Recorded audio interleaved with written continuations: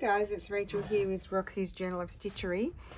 This is a little something here that I'm playing with that I might decide to add to my piece. I'm not sure. So I just want to stitch it first and then I'll decide. I just want to show you what I'm doing here. I'm just going to cover those bits up.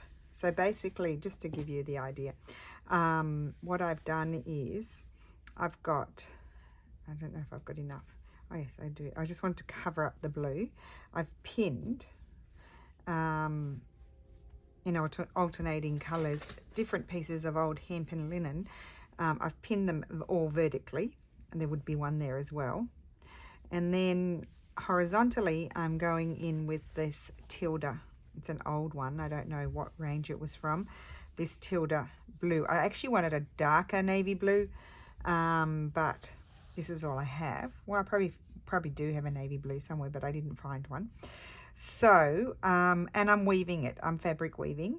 So what I do is I put my piece there and pin it just so it doesn't move. It's great having the felt mat so it doesn't slide around. And then you just lift up the alternating ones and then put it in as flush as you can up. You know, you want to have it flush. You don't want gaps like that. So you want it flush, and you're lifting up the alternating ones. You could lift them all up to start straight away. I just like doing one at a time. That one. And so you're just weaving them, and then I'm going to invisible stitch them so they all stay, and then that becomes one piece of fabric. So that's looking okay to me. So then just pull it along and pin it in place there. I need another one. I don't think I need to cut another one. I think that'll be enough. I'm not going to put it in a large expanse sort of thing. I'm going to actually stitch it together and then cut it.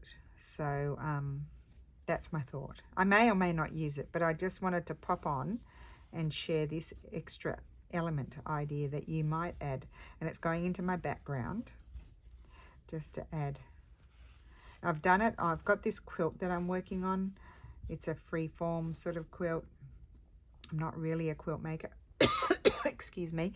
I'm not really a quilt maker, but I like free form ones, and I've had it on the go for years, and I need to finish it actually. And I added bits of this on it and I love it. So I thought I might give it a go with my still life. So stick my pin in. Yes, this will be my last piece, and they're not all. I mean, you can cut them with your rotary blade, and have them all the same width, which would probably be ideal, but I didn't. You know me, and I could iron them, but I didn't do that either. They're just scraps. Okay, so that's that. Right, so that's my woven piece, and now I need to thread my needle. Now what I might do is I'm going to pull this and have pins down here, and I'll lift the pins off as I go, I think. And those extra bits, so they'll all be trimmed. You don't need to worry about those. I'm just going to pin this. Like, this is all going to be cut off, or not. Who knows? I'm going to stitch it and then I'll decide. Okay. So I haven't done it on a mat before. I've sort of fiddled with it in my hands, wobbling about the place. So let's just see how we go.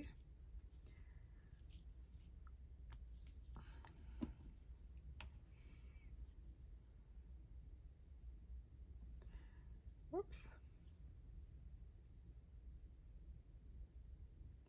So you kind of need to do your stitch in both directions. So I'm going to start horizontally. Just going to take those off so I can lift.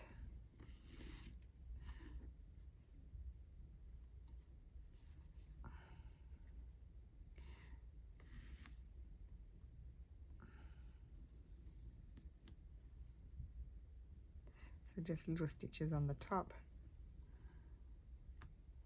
You probably can't see because of my hand.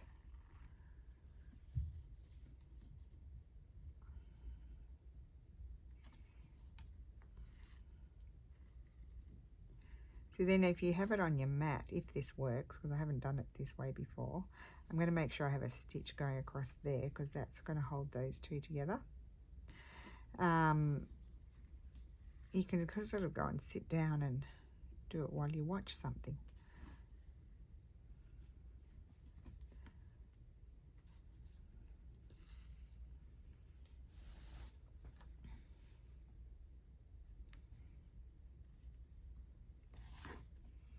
I am getting tangled on these pins, which is a bit annoying, but that's, see, they're already secured. I'm going to catch my edges. So let's go to this one.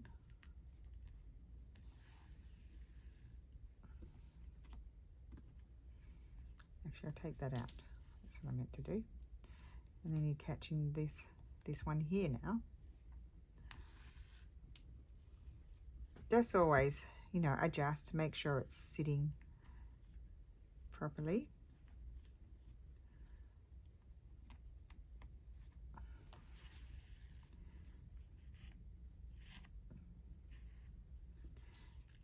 Just another fun, I've got a knot here. Element. Why is that not going? Oh, it is. I'm going to jump across there and catch that one. Now that's a bit of a fray fabric, but it should be fine.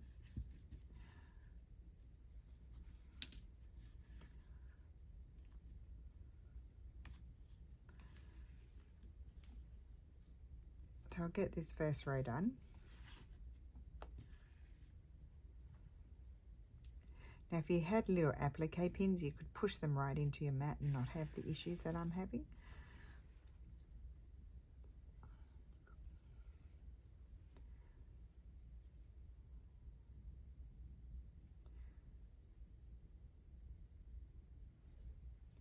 Then what you could do actually is take some of these and sort of slide them in there so that these don't move.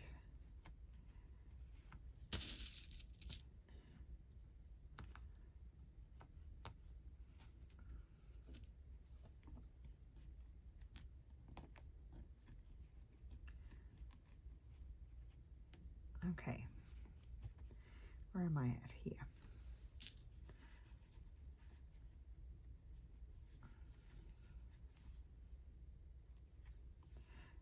And if it's easier, sometimes you can just, now I need to come back and catch that bit.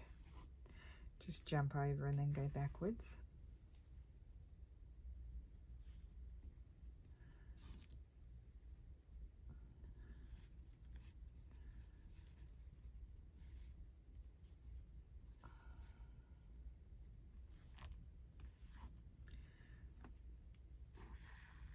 Then I think I'll probably add a few more pins and take quite a few out so I can hold it more into my hand.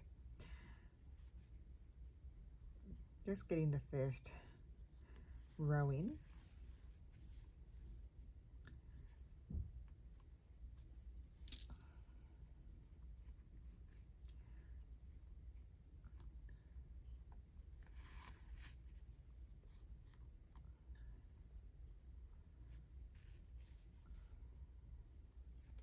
Now I am in the land of procrastination at the moment, so hopefully by the time I get to doing the rest of my video, let's put those over there, otherwise I'll have a whole lot of pins I have to pick up, that I will have worked out exactly what I want to do.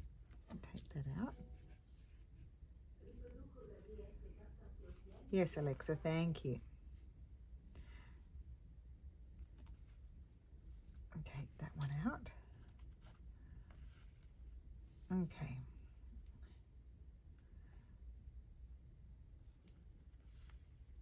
Right. So then I'm going to turn my mat around and go down there, and then I'm going to, actually I'm going to stick that pin in there. I am going to come, I think I'll come into the middle. You want to do quite a few rows of invisible stitches, just till you get it going, sort of thing. Now can you see it's a little bit easier to maneuver because I've got the First row attached. I'm going along a bit faster.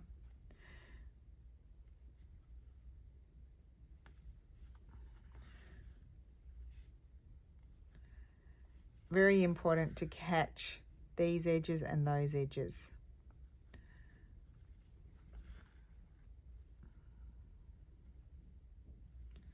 Because that's fray, I'll just come back that way.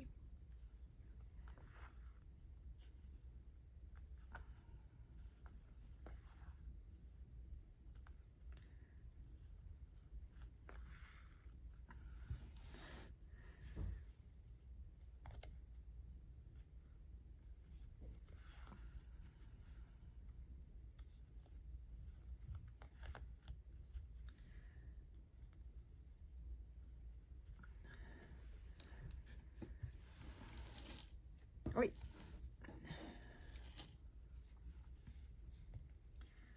I'm going to put that one in there.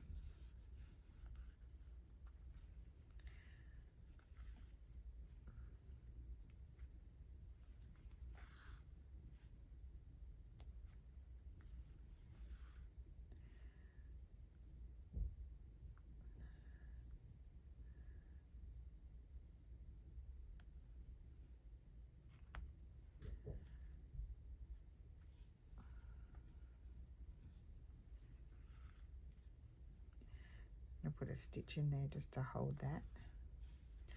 Okay, turn it around, move those pins out of the way.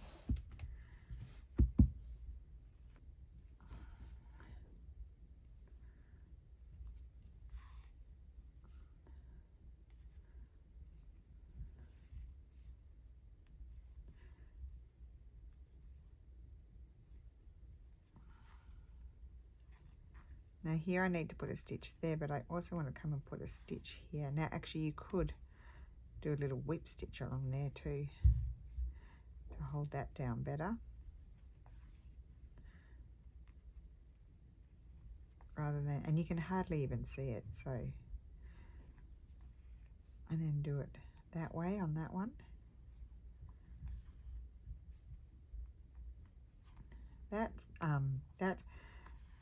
This one is quite a high thread count. It's quite tough to push my needle through that. So we'll try not to put it, if I do decide to put this on, but if I don't, I can use it for something else. It's not a problem. That's quite hard to stitch on, so I'd have to try and put it maybe where I'm not going to do a whole lot of embroidery or anything. But you get the gist. So I'll finish this off and then you'll see it when I'm ready to have a play around and see where to put it. Yeah, because it'll take me a while to do this, but I wanted to just share the how to do process with it. I'll pop over here, and so I'll just finish this bit off and then I'll do all the rest of it off camera, but it's already starting to get some strength to it.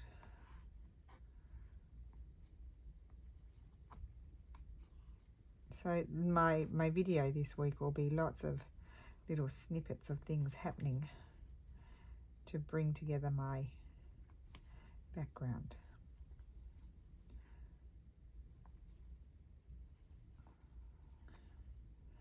Okay, on that note, can you see that? See, it's all starting to take shape. Just that one has been stitched and it's already on its way, and I can actually now trim that piece. I'll use that for something else, so I'll trim that off and you start to get the look of it.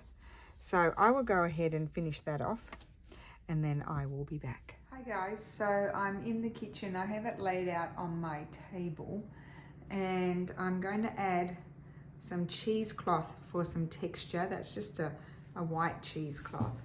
And then over here I've added a little bit of cheesecloth and I'm going to have that lace down there, and it goes all the way to the top. And then I'm just toying around. I've cut up my woven piece and I'm toying around with putting it. I'm going to have a border, I think, along the edge with a pop of colour, kind of like it's the edge of my table. So this is what I'm playing around with. I'm going to find a little piece of fabric. I might put a cheesecloth across as well. So that's what I'm playing around with. So when I come back with the video, and I showed you how to make that in the first part of the video, I'm actually really liking this. These are old fabrics. Oh, that's not. That's a Lucello fabric. That's my weaving. And then these two are just old fabrics. I don't even know where I got them. So I'm going to find a little piece to go in there.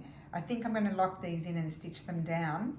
I'll just grab my iPad. I don't want to make you sick because I am hand holding the phone, but I'm looking at this. See how there's all different fabrics on the bottom? I just wanted to have a bit more color on mine along the bottom.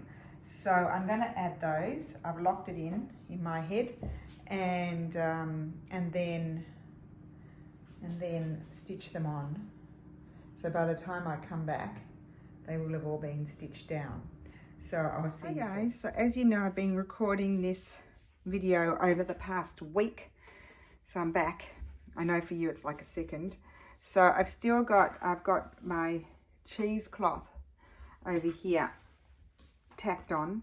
I'm going to stitch that down, stitch down all the edges and do invisible stitch. I have the lace up here, which I really love. I think you can see it. I'm standing up on the stool.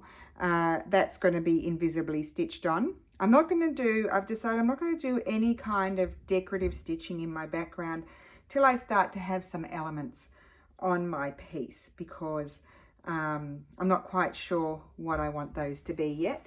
I don't think I'm going to cantha stitch at this point.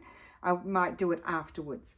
And then down the bottom, which I did start to show you the beginning. So I did my fabric weaving part on Monday, and I did share a little piece on Wednesday that I had done fabric weaving in my incomplete projects. And I've shown that before on my channel over the years, how to weave the fabric. It's pretty easy. And I don't stitch mine onto a base. You will have seen in the video, in the first part of the video, I pinned them on my mat and actually wove them and then just stitched them together. So I've cut it up and I've got a little piece here. This is actually stitched down, so I can take the tacking out, but I haven't yet because I haven't stitched that one down yet. This was the fabric I decided to go. It's actually old. I found it in my cupboard. I only had a small piece, and it's actually an old fabric, and that's an old fabric, and so is that one, and that's a Lucello. And then I've got a tilde and hemp in my wovens. So I'm in the process of stitching this one down, and I've got a bit more invisible stitching on that one. I don't like them to be too puckery, and they may get more stitching on them afterwards, but I don't want to do any of that, as I mentioned in the previous part of the video, until I've seen my elements. And then I have this one going to here, and it covered up some marks on this old French tea towel. There's some more there, but there's going to be elements going on, so I'm not worried about it. And then I put another bit of my woven bit on the other end, and so I'm pretty happy with that. I think it's going to be nice. It's added a pop of color, and then we'll be ready for our new prompt next week. So I'm going to continue stitching that down and those bits, and then next week it's really exciting. Next Sunday we're going to have our first real item prompt, shall we call it. This was our base prompt, and then we're going to have our first item prompt, and we will be working on that one for quite a while because that will take some time. So loving seeing everybody's backgrounds. Happy to see not sharing things going ahead because that's just confusing. Always remember not to copy anybody else's work, in the sense like, yes, we're being inspired by other people's still lifes, but to copy their still life, that's a breach of copyright. So let's always be respectful of other people's artwork. And what else did I have to say? I'm very happy with how it's coming out. Still don't know, the jury's out whether it'll be allowed on the wall. I was thinking in the living room, we'll see how it is, but it could also be very nice in the bedroom. I have a very big wall there that has nothing on it, next to the window, where the window is. So I'm hoping that it's going to be allowed on the wall. And when I say allowed, that's me allowing it as well, because I have to like it too. So yeah, so very exciting. Keep up the good work, everyone, and I will see you again next week. Bye.